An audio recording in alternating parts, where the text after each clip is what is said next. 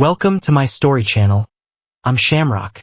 An accident brought back my wife's memories to the time when she only loved her first love.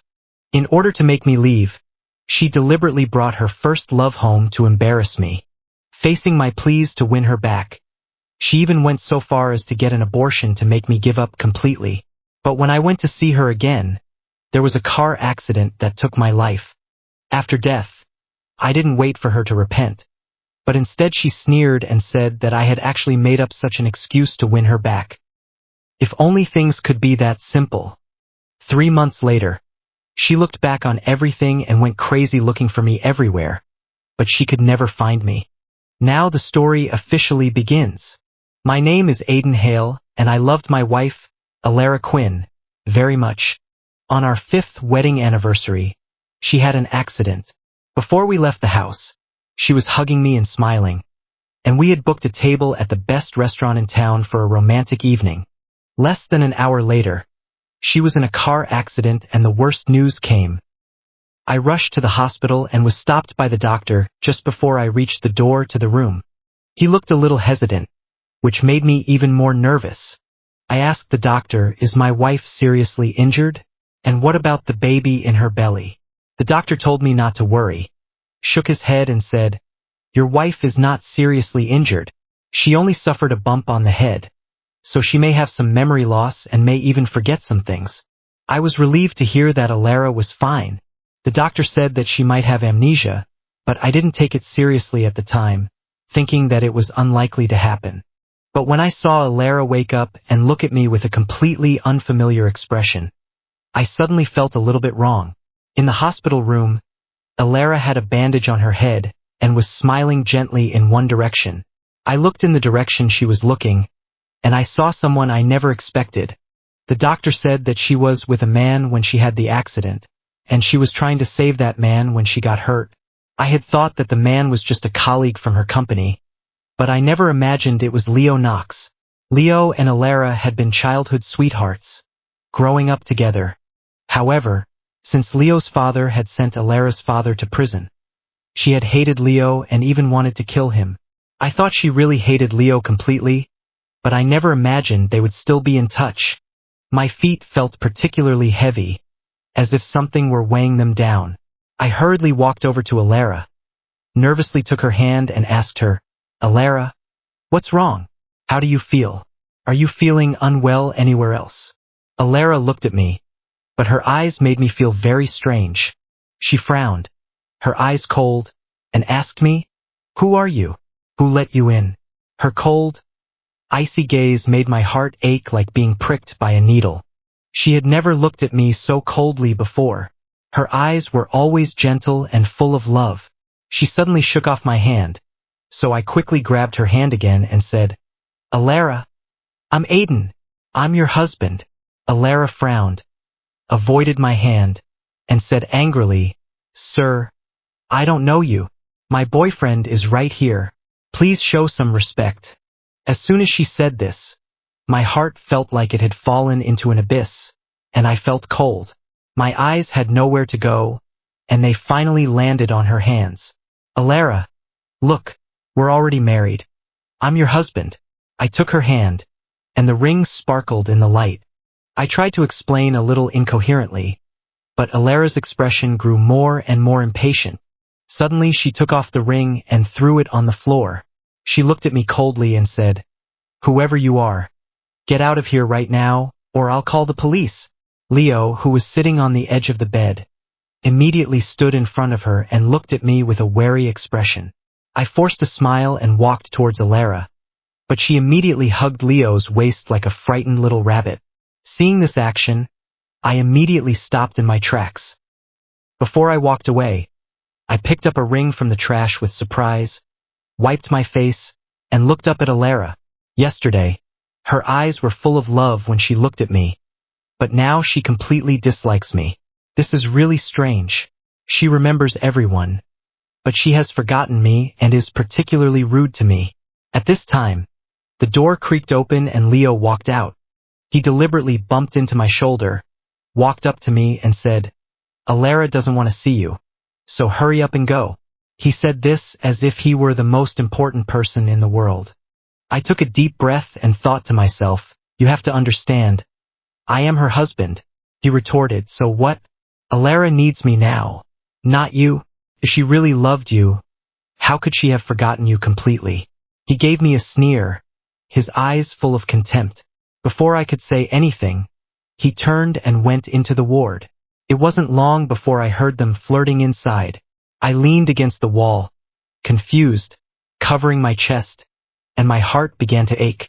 I tried my best to calm myself down. The doctor said that the memory loss was temporary, and that if we talked about the past more, she might regain her memory. Although Alara couldn't remember now, I felt that I had the courage to start over. All I could do was stay by her side, and I felt that I had the courage to do so. Because of the doctor's words, I was still quite worried about her. And after thinking about it all night, in the morning I took the chicken soup I had made to the hospital to see her. When I walked into the ward again, Alara looked up at me immediately when she heard a noise. There was no longer the wariness in her eyes from yesterday, but she still looked a little lost and confused. She just glanced at me and slowly asked, "Why are you here?" I smiled and tore the chicken into small pieces, saying, "You're my wife. How could I let you stay here alone? Of course I have to come and keep you company. I was afraid you wouldn't have an appetite, so I made some chicken soup especially for you to drink." After I finished, I brought the soup to her mouth, but she turned her head away, her face full of disgust, a hint of contempt in the corner of her mouth. "Don't come near me. I've never admitted that you are my husband." I froze for a moment, my hands suspended in midair, reassuring myself. "It's okay. We used to love each other so much. I'm sure you'll remember me soon." But she said, "Don't get me wrong. I don't love you. I love Leo." I froze, looking at her. My heart kept on fighting, but at this moment it finally collapsed. I could accept Alara losing her memory, but I couldn't bear her saying she no longer loved me, and I couldn't bear her disgusted look and her avoidance of me. My throat felt a little tight, and I whispered to Alara, "Alara, can you not do this to me, please? At least, don't hate me so much." I was practically begging her, but Alara seemed to feel nothing at all. She turned her head and said very clearly and coldly to me, "No. Do you know you make people feel sick?" I took a deep breath and told myself that she was not the same Alara as before, and that her rudeness was only due to her memory loss. Alara closed her eyes and said to me, "Go away. Don't disturb my rest." I looked at her expression of not wanting to see me, and I wanted to say something, but in the end I didn't say it. Alara obviously didn't want to see me, and I went to the hospital to see her a few more times, but she always drove me away. The doctor also advised me not to provoke her anymore, otherwise the situation would get worse. I couldn't understand why memory loss could make someone change their attitude towards me so drastically. Could it be that she never really loved me? This thought scared me, so I shook my head quickly and tried not to think about it. I was afraid that I might not be able to resist the urge to go to see her, so I focused all my energy on work. While Alara was in the hospital, I went there every day, and as a result, I had a lot of work to catch up on at the office. I worked several nights in a row to finally get caught up. Then I called the doctor on time to ask about Alara's condition, but the doctor said she had already been discharged. Hearing this, I immediately stood up and was about to go find her when my phone suddenly rang. I opened the social media app and found that I had new messages from my special followers.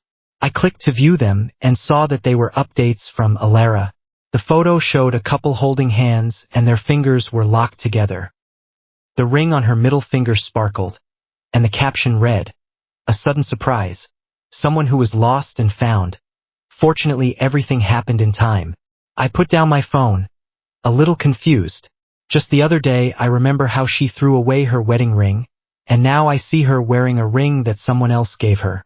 I returned home feeling lost, and in the quiet living room I suddenly heard Alara's voice, as she said gently, "I'm so happy to have you by my side."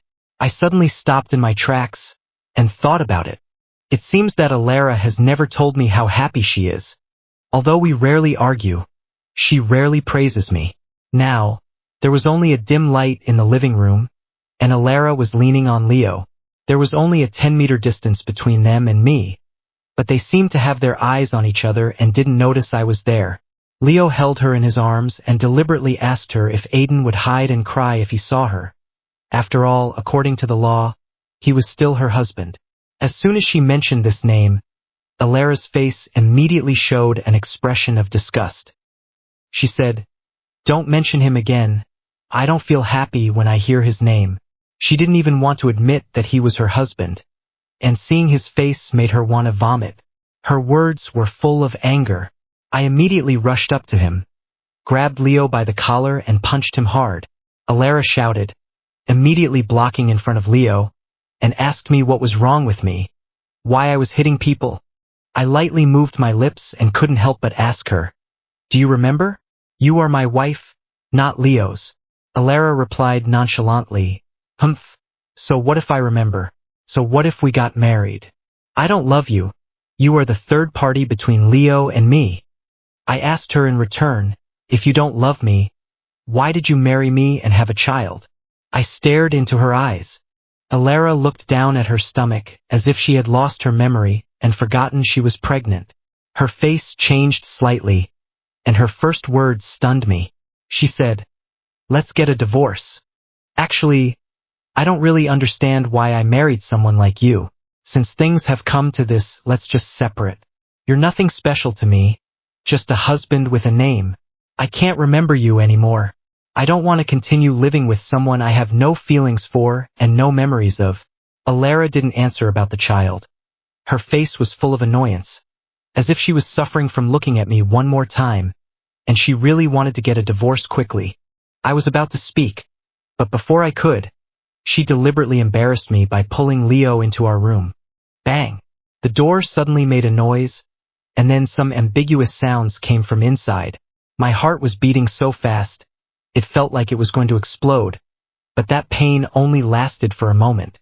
At that moment, the system suddenly warned me, "Host, your strategy value has dropped below 50%, which means Alara's mind is wavering a bit. You need to think of a way to win her back." Wavering. Did that mean she was starting to dislike me less? I raised my hand to wipe away a tear from the corner of my eye, my heart aching. I just stood there all night. When dawn broke, Alara and Leo came out of the room. As she walked away, she didn't even look at me, just walked straight past. I suddenly realized that she really hated me. When we reached the door, Leo suddenly stopped and pulled at the collar of his shirt, where the kiss marks were especially conspicuous. He looked at me, as if to say, "You're so pitiful. Don't go after what doesn't belong to you, or you'll be miserable." Watching them leave, my heart ached, but I still didn't want to give up. I felt that I had to do something to keep her. The baby was my last hope. So when the assistant called, I was busy assembling the stroller. The assistant said, "Mr. Hale, hurry to the hospital. Alara wants to abort the baby." I was devastated when I heard this, and quickly ran to the hospital, but I was still a step too late. By the time I arrived, Alara's operation was already complete. I couldn't believe the news when I heard it. She was pale, but there was a smile at the corner of her mouth. "Alara, you must be joking, right? You like children so much. How could you bear to abort him? Besides, this child came so easily, you must be lying to me, right?" I said all this incoherently, looking at Alara with anticipation in my eyes, hoping that this was all a lie. As if she had heard something funny, she suddenly threw 2 pieces of paper at me. I held the crumpled papers in my hands, my mind in a complete mess. A child? An abortion?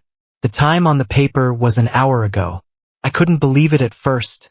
After all, we had been married for 5 years and I had always hoped for a child. Alara was very clear about her career plans. She often said that she still had the opportunity to advance further in her career. If she had a child now, it might affect her career development. I understand her thinking. After all, working women do face a lot of pressure. So, we decided to wait until we were 30 to consider having a child. Faced with the pressure from both sides of my parents, I decided to bear the pressure myself. I told both sides of my parents that it was not easy to have a child because of my physical condition, so they gradually stopped pressuring me. Now I finally have a child, but she decided to abort without consulting me. Although I have evidence, I still don't want to give up. So I quickly ran to her and grabbed her hand, saying, Alara, you're not joking, are you? Alara, however, shook off my hand and coldly interrupted me, saying, Aiden, how long are you going to lie to me? Leo told me everything. If it weren't for you lying to me, how could I have married someone like you? This was like a bolt from the blue for me. I was stunned. Before I could understand what she meant, she continued, I do like children, but I will never give birth to a child I don't love. She paused and then said, in my heart, the father of my child can only be Leo, no one else. Her words echoed in my ears like thunder. I clenched my fists and forced back the sadness in my heart. I asked her why we had to make things so difficult. Looking at Alara in front of me, I suddenly felt that she had become a stranger. At that moment, I even doubted whether she had no memory loss at all. Just as we were at an impasse, Leo suddenly appeared from nowhere and stood next to Alara. Alara was a little confused at first, but when she saw it was Leo, the corner of her mouth rose slightly and her eyes were full of laughter. She asked Leo a little unhappily, what are you doing here? Leo replied provocatively, Alara induced labor for me, so how can I not come? As soon as she heard this, Alara's heart immediately flared up, and she couldn't help but rush up and give him a punch. Because she usually exercises a lot, the punch was not light.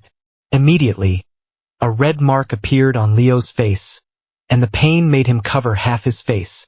I didn't expect that even though Alara was clearly weak, she still pushed me away forcefully and stood in front of him. Leo, standing behind her, gave a strange smile, and I knew he was about to use his old trick again. I took a deep breath and said, Alara, tell me, did you not want this child? Or did someone influence you? Don't you understand what I'm saying? I actually want a child, but if this child is not Leo's, I will have to abort it. Her eyes were firm, just like when she first agreed to marry me. I closed my eyes in pain, thinking, do you know how much I've looked forward to the birth of our child? We decorated the nursery together, bought the baby clothes and toys together. But now, just thinking about it, my voice catches in my throat. You'll regret this one day. Regret? How could I? Leo and I will have our own children together. That's what I really want. She's about to leave, and I panic. Alara, I don't know what he's told you, but you can't go with him. I'm practically begging you. After all these years of marriage, I don't want you to just follow Leo around like a lost puppy. Get out. Aiden, you trapped me for 5 whole years and lied to me for 5 years. Isn't that enough? Do you still want to lie to me now? To be honest, I didn't quite understand what she had just said. But now I had to hurry and take her home, so there was no time to explain. All I knew was that she couldn't be with Leo, so I quickly took her hand and tried to lead her away. But then she suddenly slapped me and shouted, Aiden, I really don't want to see you again. Can you please just disappear? I felt terrible, but forced a smile and tried to salvage the situation. I said, Alara, I don't understand why you suddenly hate me so much. Can you give me a chance to explain? Alara looked at me with disdain and sneered. Explain? What do you want to say? You got my father into prison and almost made me break up with Leo. Don't think that I don't know what you've done just because I've lost my memory. Leo told me everything. I finally understood why Alara hated me. Leo blamed me for everything, and Alara's memory was still stuck in the year she loved the most. She now felt that I was the one who wanted to break up her relationship with Leo. I wanted to explain, to say that it wasn't me, but before I could say anything, she stopped me. I'm telling you, even if you try your hardest, you'll never be able to separate me from Leo. There's only one person in my heart, and that's Leo. Alara stared at me coldly. My heart was pounding like thunder, and she kept talking in front of me, but I couldn't hear anything. I let go of her hand, lowered my head and smiled bitterly, suddenly feeling extremely tired. I no longer had the energy to argue with her, so I smiled helplessly and said, You go. I agree to the divorce, and hope you won't regret this decision. She replied, Okay. See you at the Civil Affairs Bureau tomorrow. After Alara finished speaking, she immediately took Leo and left. I had just left the hospital. The warm wind blew gently, but my heart was cold. Tears kept flowing, and I suddenly felt like going to find Alara. So without thinking, I ran in the direction she left. But I didn't realize that danger was already creeping up on me. Even though I was on the roadside, a truck suddenly drove towards me without any warning. Before I knew it, I was knocked down and fell to the ground. It didn't hurt, but my body felt extremely numb. Many past images flashed through my mind. Oh yes, I was bound to a system. When I first arrived in this world, the system assigned me someone to conquer. His name was Alara. Alara was originally a second-generation rich kid, but his father was arrested for corruption, and the family's finances collapsed overnight, leaving them with a lot of debt. His mother also went insane because of this. Alara was forced to suffer every day by the people chasing after the debt. System settings: I was a college classmate of Alara's, and we were acquaintances. The system wanted me to be unconditional in my kindness towards her, and to move her with my tolerance and love. Unfortunately, I didn't have the chance to get close to her at the time, because Alara and Leo were in love. Everyone recognized their perfect match, and the whole school knew about them. Unexpectedly, Leo's father reported Alara's father for corruption, and as a result, Alara's father was sent to prison. As a result, the two broke up because of this incident, and Leo decided to study abroad for his future. On the day of the graduation dinner, she was feeling particularly desperate, holding her acceptance letter and getting drunk. I ran up to the roof to bring her down, and she was crying so hard that tears and snot were all over my neck. When she sobered up, she looked really embarrassed and asked me, "Classmate, what's your name?" I said slowly, "My name is Aiden." That year I was 18, and for the first time I had a name of my own in front of her. Later, at the university opening ceremony, we happened to meet. Her eyes sparkled as she waved at me and asked, "What a coincidence. You also got into this school?" "Yes, what a coincidence," I responded with a smile. In fact, I had arranged all this in advance, but she didn't need to know that. During the 4 years at university, I did my best to be nice to her, whether it was fetching water or buying food for her, or picking her up and dropping her off, rain or shine. My presence was like a ray of light, illuminating her life. Later, we became a couple and it felt very natural. She wasn't very good at sweet talk, but she often told me late at night that she felt lucky to have met me. Even though she was busy at work, she would drop everything to stay with me all night if I was sick. Later, I proposed to her, and the system determined that I had succeeded. In order to be with her, I decided to give up my old world and stay here. If the story ended here, everything would be perfect. The happy ending in fairy tales usually comes on the day the princess marries the prince. But real life may not be as perfect as you think. I didn't know that Alara would secretly meet Leo behind my back, that she would gradually forget about me, or that our relationship would turn out like this. When we got married, the system told me that if I agreed to a divorce, I would leave this world. At that time, I said very confidently that I would never come to that. The system seriously reminded me not to take such a dangerous risk and to try to keep Alara's love for me above 80%, because what would happen next was completely unpredictable. Could be the end of the world, the emergence of zombies, or we could face a situation that is even worse and more difficult than the present. I was too confident before, thinking that there would be no problems in my relationship with Alara, so I didn't take the system's warning seriously.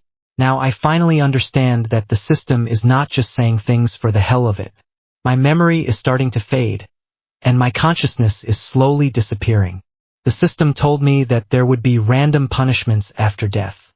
I thought I would go to the next world immediately, but that wasn't the case. My soul is still floating in the air, not gone. The punishment for failing this mission is that my soul has to stay in this world until the person I was assigned to win over dies. The system saw my puzzled expression and explained to me. I couldn't help but drift into a bar and end up next to Alara. A crowd of people around them were heckling, shouting for Alara and Leo to kiss. Alara blushed, but the crowd continued to heckle, and the two of them really kissed. Everyone around them was extremely excited and kept saying that they looked good together. I stood there next to them, expressionless. Leo acted manly and took more than 10 drinks for Alara. I heard that the party was to celebrate Alara's imminent marriage. When we got home, Alara was in tears, hugging the unconscious Leo. The two of them were entwined, and as she cried, she said how much she loved him. The system felt sorry for them when it saw this scene and suggested that I lend her some points and change the punishment. I shook my head, knowing in my heart what kind of person I really loved. That night was really absurd. A bitter feeling welled up in my heart. We haven't divorced yet, so does this count as cheating? Alara, who had a hangover all night, showed up at the civil affairs office on time the next day. It seemed that she really wanted a divorce. An hour passed, and I wasn't there yet. Alara started to get a little impatient and frowned. She took out her phone and was about to call me. Just as she was about to dial, her phone rang first. Without looking at who was calling, Alara said directly, "Aiden, we agreed today that we would get a divorce. Where are you now? I sent you a message. Why didn't you reply?" The person on the other end of the line was a police officer, who was obviously not expecting to hear such words and was taken aback before saying, "Hello, this is the Municipal Public Security Bureau. Your husband, Aiden, was involved in a car accident yesterday afternoon on Dongshi Avenue and unfortunately died at the scene. Please come and claim his body." The scene of the accident was very serious, and it took the police all night to find my personal information. Alara is my most important contact, and I'm a little curious about how she will react when she finds out what happened to me. Will she feel even the slightest bit of guilt? Has something really happened? Could it be that he's changed his mind and doesn't want a divorce anymore? This is so underhanded, using this kind of excuse just to win me back. I wish it could be resolved quickly and cleanly. Alara said angrily, "You know I'm getting married to Leo soon. Why do you have to cause trouble for me at this time?" Alara's eyes flashed with impatience, and she hung up the phone angrily. Leo stood waiting at the entrance to the Civil Affairs Bureau, knowing in his heart that Alara and Mo Soon's marriage had not yet been dissolved. His tone was tinged with jealousy and doubt. If this marriage cannot be dissolved, there is no way for us to be together openly and honestly. Alara became a little anxious and walked up to Leo, hugging him tightly. She asked, "Do you still not trust me? Mo Soon and I really don't have feelings for each other. I don't even know how I got married to him. I even had his child aborted for you. Isn't that enough? He is a clever and cunning person. I'm afraid the marriage can't be annulled now. Why don't we just get married first?" I was a little stunned. Since Alara had lost her memory, I hadn't heard her speak to me in that gentle tone again. I followed Alara home, and as soon as I entered the door, I was blocked by someone. It was my mother. Her eyes were red. Her face didn't look good, and she stared at Alara as if she was about to lose her temper at any moment. "Do you know that something happened to Aiden?" Alara froze for a moment, looked at her, and nodded softly. This attitude made my mother angry. She asked, "Your husband is dead. Why don't you have any emotions? Why aren't you sad at all?" Alara didn't react at all when she heard these words, and she even pushed my mother to the ground. She said angrily, "You unreasonable woman. I haven't even said that you cheated in the marriage, and you're already scolding me?" She continued, "Luckily, I've lost my memory. Getting involved with your family is really the worst thing that's ever happened to me. You said that Aiden is dead. If you want me to believe you, you'd better die in front of me." I was a little confused. Alara had been looking at me like this ever since she lost her memory. No wonder she didn't care about what I explained. "Pop!" My mother was so angry that her hands were shaking. She slapped Alara and kept saying, "You heartless person. Give me back my son and grandson. My son gave up the chance to go abroad for you, and even drank himself to death to pay off your family's debts. How could you do this to him?" Alara pushed her hair to one side, looked up and sneered, "I've lost my memory. Who knows what you're talking about? What I don't remember just never happened. I would never give birth to a child of unknown origin. It's possible that Aiden tricked me into getting pregnant when I was unconscious. You'd better go now. Tell Aiden for me not to use the fake death trick to delay the divorce anymore. It's not working. No matter what, I will marry Leo, and that won't change. I thought that if someone died, their heart wouldn't ache, but Alara's words hurt me, and I started to hate the person I once was, who was willing to do anything for her. I felt like a joke and couldn't help but laugh a few times.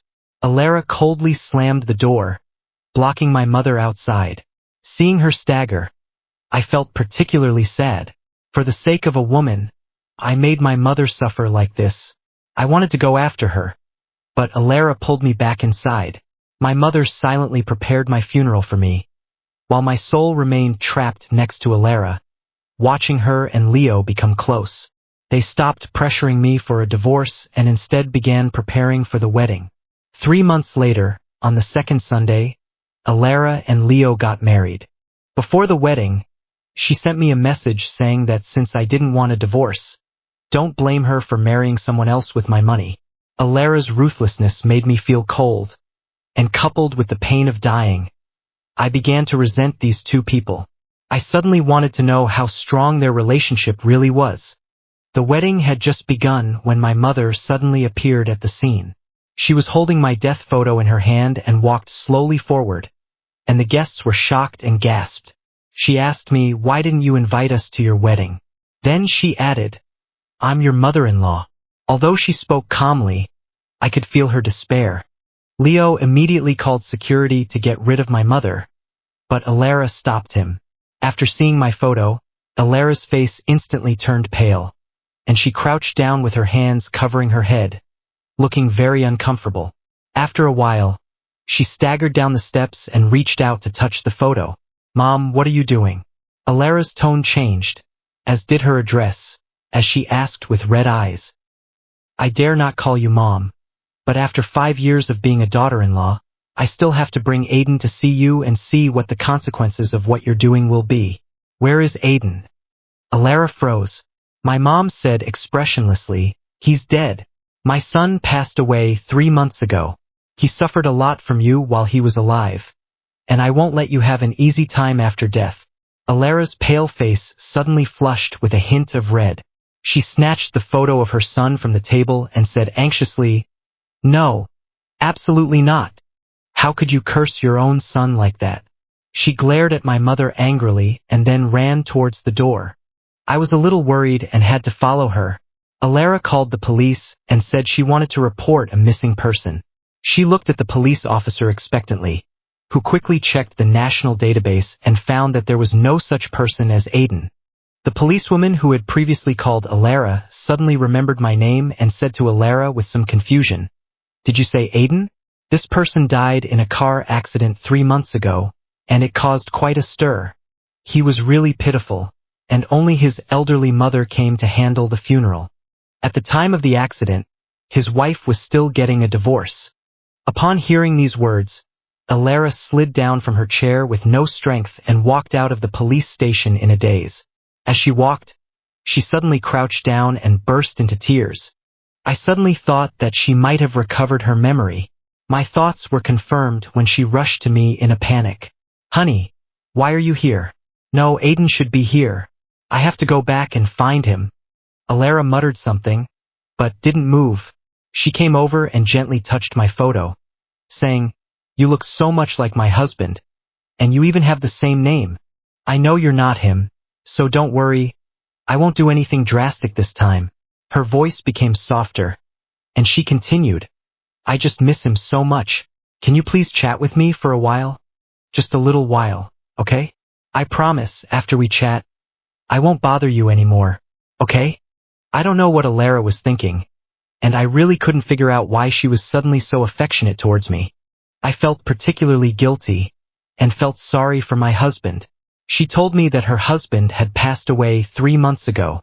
That day I had an abortion, and his face looked particularly bad, which I could clearly feel.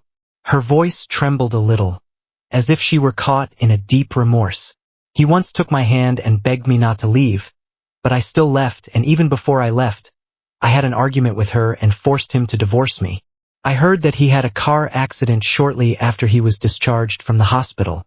I felt that it was all my fault. What did I do? She was shaking all over. If I had been with him at the time, how could something like this happen to him? My mother was right. I really am heartless. He was so good to me and always stayed by my side. I turned around, not knowing what to say. I never thought things would turn out like this. It's really hard. Why is it so unfair to me, and why did I hurt him? Alara cried in front of my tombstone for a long time, but I didn't feel anything. After I returned, everything that happened at the wedding was exposed by the media. Alara was blamed by many people, and Leo's company also encountered trouble. The financial products they sold were questioned by consumers as being fraudulent, and negative news followed one after the other. In order to keep his job, Leo had to hold a press conference to explain the situation. On the day of the press conference, Alara actually showed up. Leo thought she was there to support him, so he reached out and put his arm around her waist. Little did he know, Alara pushed him away and said coldly, "My business with Ms. Knox is over. We are not getting married, and I have nothing to do with his company." The flashes from the cameras kept going off, and the shutter sounds were non-stop. Leo's face turned ugly. He grabbed Alara tightly and asked with gritted teeth, "Do you know what you're saying?" Alara let him vent his anger, didn't break free, and said calmly, "Because I have amnesia. I had a relationship with you during our marriage, and you encouraged me to get an abortion and forced me to get a divorce when I couldn't remember anything. Now that I remember everything, I understand your true nature. You hid the money you owed abroad and made me invest in and promote your company." Leo's eyes began to wander around, looking a little nervous, and he said, "What are you talking about?" and tried to grab the microphone back. Alara didn't hesitate to take out her phone and show the screen directly to the reporter, which was full of messages and call records from foreign casinos. As soon as Leo saw it, his face immediately changed, revealing his true colors, and he sneered and asked in return, "Do you think I'm disgusting? After I returned to the country, I casually said hello to you, and you abandoned Aiden, who had been with you for 10 years, and stayed with me. Why don't you ask Aiden who's more disgusting?" Leo's eyes were full of anger. He quickly grabbed a chair next to him and pushed Alara away before anyone could react. The scene suddenly became chaotic. Alara fell to the ground and there was a little blood on her head, but her eyes were still calm as she looked straight at me. I felt like she could see me, and I kept staring at her. After a while, she asked me softly, "Husband, do you hate me?" Hate? I couldn't even remember what it felt like to hate. I just knew I no longer felt anything for her. Alara seemed to want to read something in my calm eyes, but in the end she gave up.